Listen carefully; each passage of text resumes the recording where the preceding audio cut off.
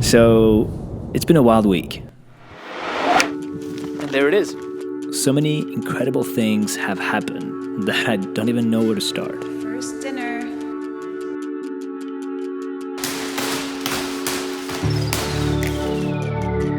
We moved into our first house, which feels pretty unreal. 3 years of work have just come to an end. We also moved out of our beloved old studio.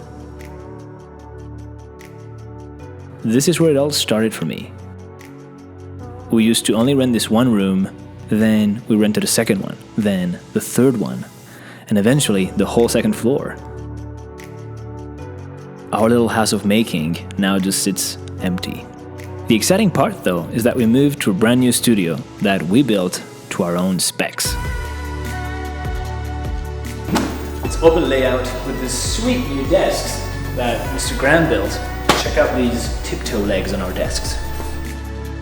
It has a functional kitchen, espresso bar, and a sound room. We call it the black hole. And this sweet little filming studio. And a very neatly organized gear room to store all the shit that is needed to make photos and films.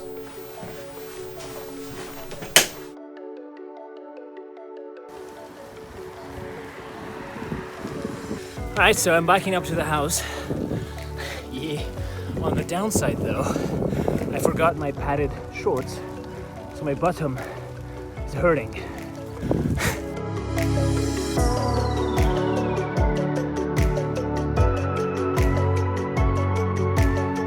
I'm looking forward to making this commute a couple times a week. Doesn't look like it right now, but doesn't get any better than this for me.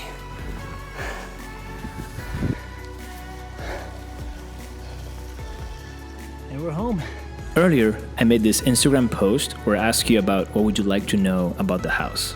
And I received an overwhelming amount of questions about architecture, land, design, decisions, and the budget that went into it, all these kind of things.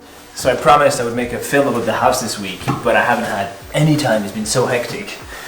So instead, I'm gonna go and answer these questions you asked. Yeah, I'm ready. Okay. Why build here? Why build here? That's all you. Yeah. Because there's a ski resort right there. That's like the main reason. Also, this area of the resort is still developing, so we were able to find land that was still at a good rate, at a good price. So that was like a no-brainer. Ski resort, good deal on the land, and just no neighbors. It's more quiet too. Like in town, it can be a bit, I mean, it's still Montana, but it can be a bit busy down there. I like it here, just the peace. There's nothing outside. You just walk, you walk out and you see some deer, and that's it. It's pretty cool, right? There's like no distraction. What did you wish you knew before building your house? So many things. I think the main thing we wished we knew was budget. Budget. It will always be more expensive as expected. Yeah. Like we got a lot of surprises around budget. Well, just the fact that you have to pay I didn't know you had to buy the land cash. I thought the bank would finance it, but they don't really finance land. And then you have to pay the architect up front, which is usually 10%. If you use an architect, yeah, it's 10% of the price of the house usually. So, decent amount of cash that you gotta just come up with after buying your land cash. So that was a bit rough. We were quite green. We didn't really know what to expect. Yeah, we thought we could draw anything on paper and be like, make this. Then we'd bring photos from Pinterest and be like, make this. And they'd be like, no, that's not in your budget. That's always the answer, not in budget, not in budget. Not in your budget, so you have to compromise to a lot of things. And then... That's a big one, yeah, compromising. Yeah, that's one, I guess. Yeah. Accepting the idea of compromising before you build. That's a big lesson. Because you can be disappointed if you have too many expectations, or if you don't want to compromise, you will have to compromise one day. And I know Alex hates that word. I like that word. in life, but like for this, we had to compromise. True. Also, that it will take longer. It will take longer. Let people tell you that though. It'll take longer and it's more expensive. Shout out to the contractor.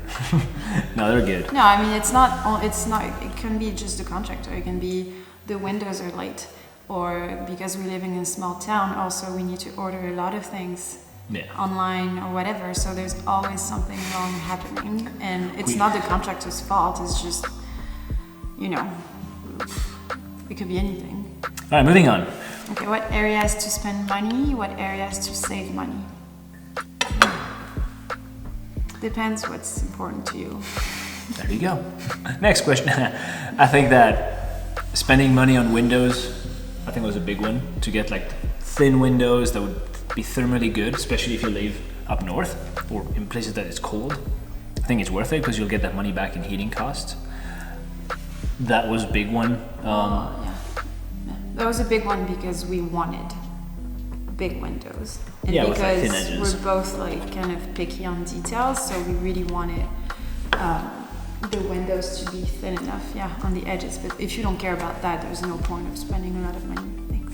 Spending a lot of money on it, but windows.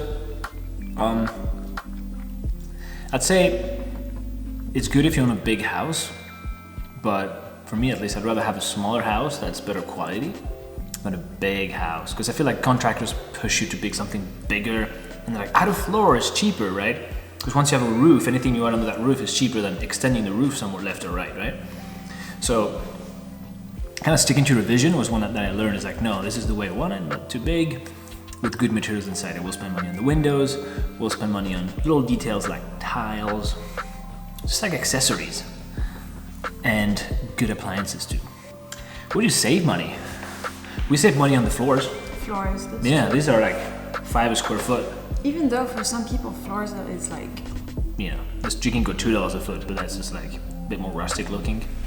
Choosing a contractor. How do we choose a contractor? well, I think you did that They did that. because there's so many for a small town. Our architect suggested a contractor. Simple as that. Yeah. We just looked them up on the internet. They had houses that looked modern, so we just compared, can they make a house the way we want it? Yes or no. So ours was called Denman Construction, and they happened to have made modern houses before, so like, deal. If they only have like log homes on their site, we probably wouldn't have hired them. I think also it's very important to meet with them because it's extremely important that you get along with them and True. have this connection because you will be with them every single day For a year. for until your house is The rest done. of your life. So it could be we didn't meet the project manager at first, but at least the builder team, if you have this good connection with them, I think you should go with them. You should have a good fit, yeah. Yeah, you don't want to meet with someone every day and not having a good, Good feel. yeah. How did you come up with the design? Well, so we years ago went to. You want to talk about that house? Yeah, Vega Island. We went to Norway years ago and we saw this house that looked amazing and we really loved it. And we always we always loved this kind of architecture. Like very simple. Yeah, and modern minimal. Scandinavian.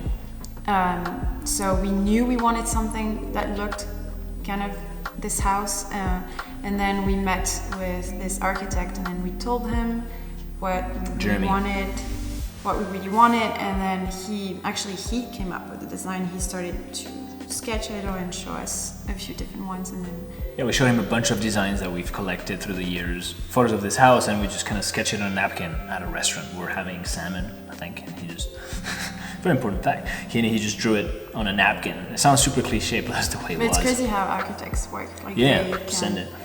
Yeah, so that's, he came Through up. travels, but start saving a log of inspiration for your house one day, because you'll be happy you did. What are the things you look forward to about living in this house? So for me, The biggest one is not to move anymore every 4 months. Alex and I have been, I'm not complaining, but we had a very hectic life, moving all the time and traveling a lot, and I love it, but it's just having a home base is gonna make a big difference for us. I think just organizing my closet, and I was like, oh, this is gonna stay here. We're staying this time, yeah. It feels weird. It's not temporary. It feels like we're renting this house and we're gonna move again. Yeah, me too. I feel like we're living somebody else's life. Yeah. But this is our life. Wow. I guess my turn. Yeah. How about you? I look forward to most building my sauna. See, I can never be in the present. I'm always like moving forward. No. Okay, I want to build my sauna. But before that, I'm excited to just rev up this fireplace behind me, have a fire, and then go skinning tomorrow morning. And I think living in your house is doing your favorite things over and over. So that's what I'm looking forward to.